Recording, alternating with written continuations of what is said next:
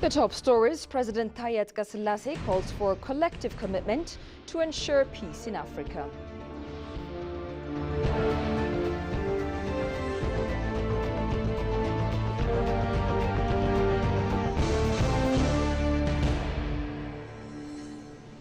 And diplomats commit to advocate for climate financing for developing nations.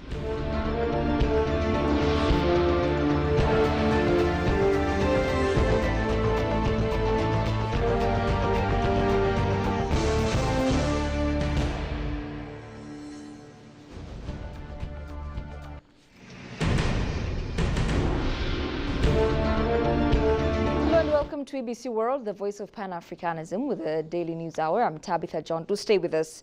Tigist Hamid, Director General of the Information Network Security Administration, INSA, met with Chen Hai, the Chinese ambassador to Ethiopia, to discuss potential collaboration in the field of cybersecurity. During their discussion, Tigist highlighted the array of products and services offered by INSA, along with ongoing initiatives in various aspects of cybersecurity. She emphasized Ethiopia's commitment to strengthening ties with China across diverse development sectors, including cybersecurity. Ambassador Chen expressed appreciation for INSA's efforts in bolstering Ethiopia's cybersecurity and contributing to the nation's economic and social progress.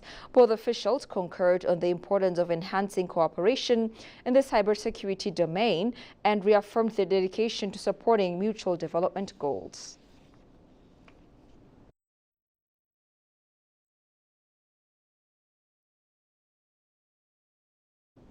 The full membership of Ethiopia in BRICS would open new avenues for further consolidating the Ethio-India cooperation and other partners in the bloc, Indian ambassador to Ethiopia, Anil Kumar Rai, highlighted. Speaking to the Ethiopian Youth Agency, Ambassador Rai said Ethiopia's entry into BRICS has been resulting in heightening the collaboration. According to him, the membership has particularly allowed Ethiopia to share and exchange ideas, as well as expertise with India and its partners at large within the bloc. Recalling that Ethiopia was among the countries invited to join the BRICS group in 2023, with its membership officially having begun as of January 2024. And this marks a significant milestone in the African nation's global engagement and cooperation with major developing nations. Participating in the 16th BRICS Summit for the first time last October 2024, Ethiopia called for strong intra-bloc economic cooperation across sectors and presented its unparalleled opportunities for investment as well as trade. As a prominent developing country, Ethiopia's inclusion in BRICS underscores its importance in regional and global affairs, Ambassador Rai noted. Rai expressed his country's commitment to supporting Ethiopia in its development endeavors, emphasizing a collaborative approach to address the challenges faced by developing countries.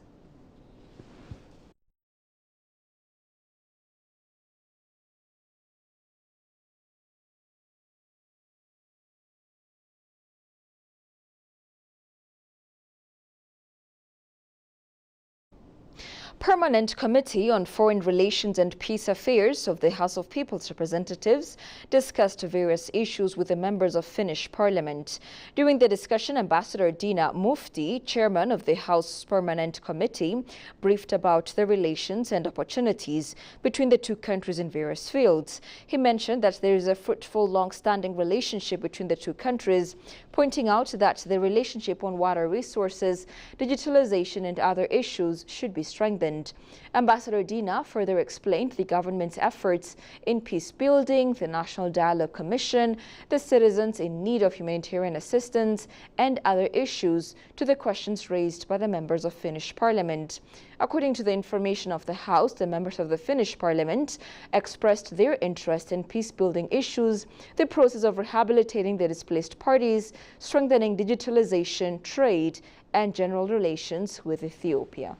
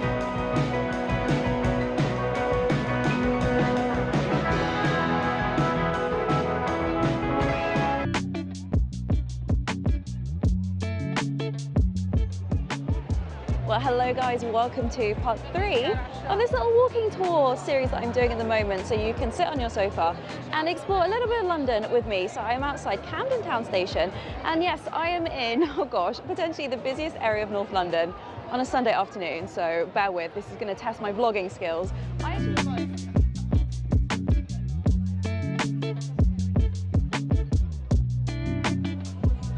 And I'm just coming up the back stairs, and yeah, I mean, I guess that's probably a good representation of different architecture. You have got a lot that was kind of went up during the Industrial Revolution.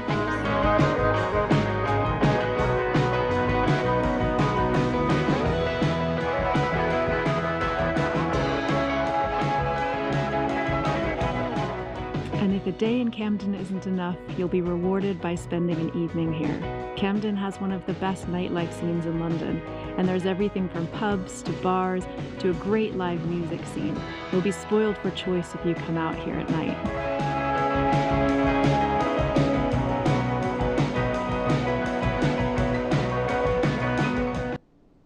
Welcome back. President Taye Asqar-Selassie calls for collective commitment to address the evolving geopolitical landscape with anticipatory action to ensure peace in Africa. Continental Conference on Peace, Prosperity and Development commenced in Addis Ababa under the theme Building Peaceful and Prosperous Africa. In his keynote speech, Ethiopian President Taye Asqar-Selassie indicated that Ethiopia is undergoing exemplary peace resolution mechanisms that fit African solutions to African problems. However, the President called for renewed collective commitment to ensure sustainable peace in Africa. Shagao Yamato has the following report. The Ministry of Peace organized a two-day Continental Conference on Peace, Prosperity and Development aimed to navigate innovative and holistic approach to address emerging challenges facing the continent of Africa. Ethiopia, the long-standing advocate of peace to the world, is demonstrating dedication to foster good governance by sharing its experience in peace-building initiatives. In his keynote speech, Ethiopian President Taye Asqar-Selassie indicated that the Pretoria Peace Agreement is a testimony of resolving African problems with African solutions. Although Ethiopia has been playing its contribution to stability and regional integration, the President called for collective commitment and action to ensure sustainable peace, highlighting the crucial role of this conference serving its purpose. A continent that has developed norms and established a robust peace and security architecture now requires a new momentum and renewed commitment to address the challenges posed by the evolving geopolitical landscape. The profound global shift have rendered Africa's challenges of peace and prosperity even more complex. This dynamic, therefore, suggests that Africa should be well prepared and equipped within the realm of anticipatory mechanism to building a robust peace and prosperity in the continent.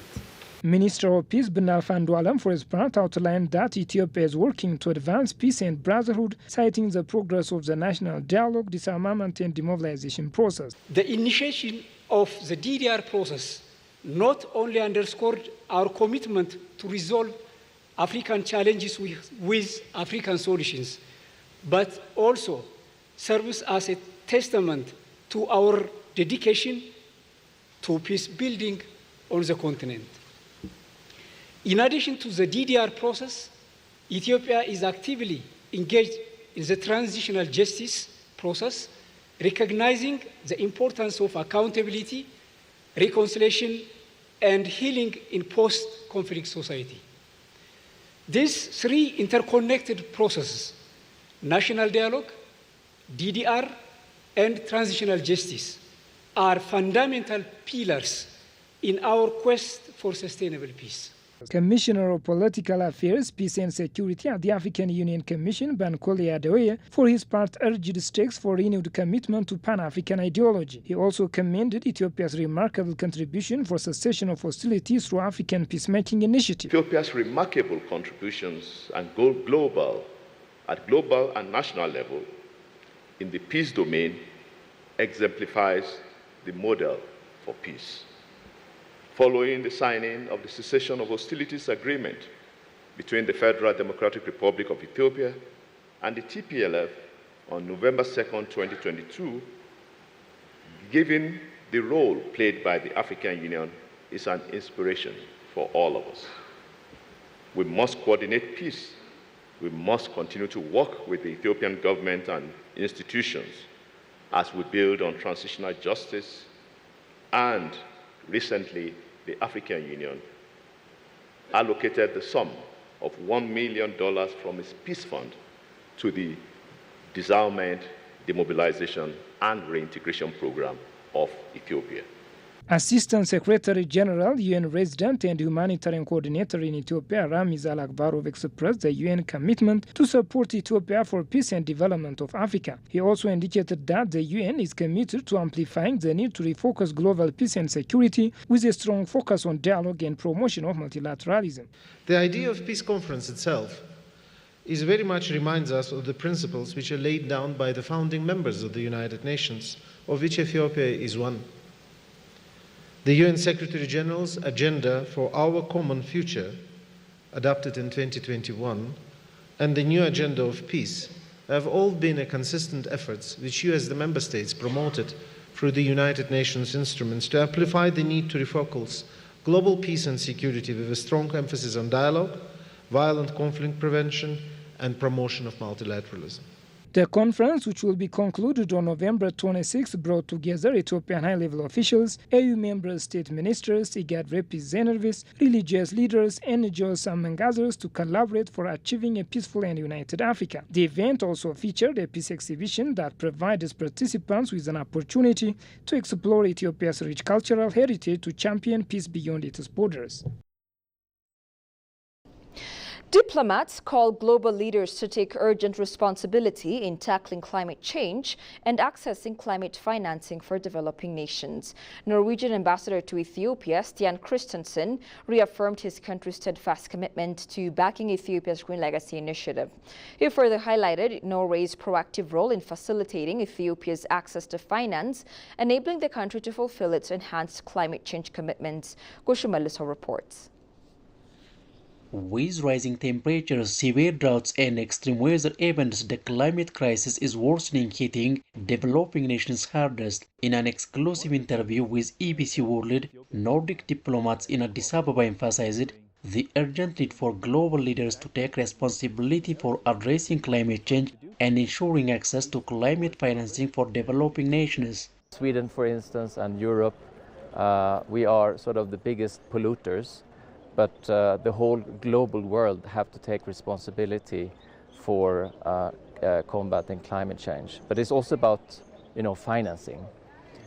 So from the Swedish side, we're trying to complement to, global financing on climate change. Recording Norway has long-standing relationship with Ethiopia. Norwegian ambassador to Ethiopia, Stian Christensen, reaffirmed Norway's steadfast support for Ethiopia's Green Legacy Initiative, highlighting his country's efforts to facilitate Ethiopia's access to climate finance to help achieve its ambitious climate goals. Norway has a very long-standing cooperation with the Ethiopian government on climate and forestry in particular, with the Ministries of Finance, of Planning and of Agriculture, it's about forestation, about reducing deforestation, and about supporting the ambitions of the Ethiopian government in this sphere, and also in particular supporting the Green Legacy Initiative of the Prime Minister.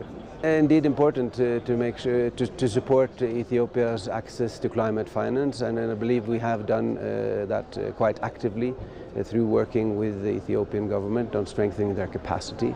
And in fact, it has enhanced the Ethiopian government's access to climate financing through the Paris Agreement and the Global Carbon Fund, where now the Ethiopian government can access more funds through the capacity it has gained through cooperation with Norway. Ambassador designate of Denmark to Ethiopia, for his part, said development partners have to play their fair share for climate change. We as development partners, we as the Western governments, we have to provide our fair share of funding that is needed to deal with the effects of climate change. And we are determined to do so as Denmark. but also as the Nordic countries will continue to do so, irrespective of what takes place here and now in Addis Ababa. The Finnish ambassador to Ethiopia emphasized that the Nordic Council prioritizes environmental protection and climate change. She highlighted Finland's extensive cooperation with the Ethiopian government across a wide range of sectors. We all work very much for the Sustainable Development Goals. We have our each own programs. Like Finland, we have been collaborating over. Now we are celebrating 30 years of WASH, water and sanitation. We are in education, we support agriculture, and now especially digitalized land registration, which provides collateral. The COP29 summit held from November 11 to November 24, 2024 in Baku, Azerbaijan concluded with a major focus on tripling climate financing for developing nations. During the summit, Ethiopia showcased its climate change experience to the globe.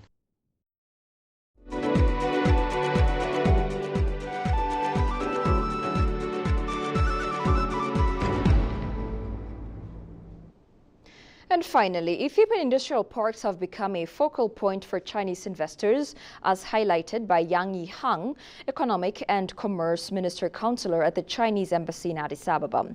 In a meeting with Fasai Tagasu, CEO of the Ethiopian Industrial Parks Development Corporation, IPDC, discussions centered around enhancing direct investments from China into the country's industrial parks and the Dire-Dawa Free Trade Zone. The conversation also addressed collaborative efforts to kick off the expansion of the Adama Hunan Industrial Park. The Adama Hunan project represents the second phase of the Adama Industrial Park, with Fasaha noting that the 125 hectares needed for its development are now ready for construction. Fasaha emphasized the importance of deepening the investment relationship between Ethiopia and China, citing the participation of Chinese investors in the country's industrial sectors and the Dire-Dawa Free Trade Zone as a successful model for collaboration.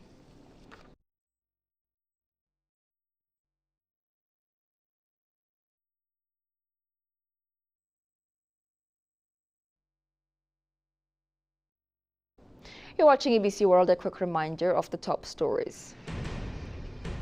President Taye Atqassilase calls for collective commitment to ensure peace in Africa.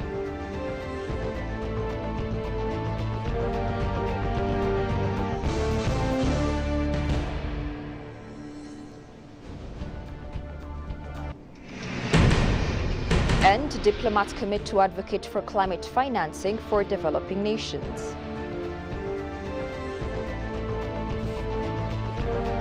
That's all we had for now. I'm Tabitha John. Many thanks for watching. Goodbye for now.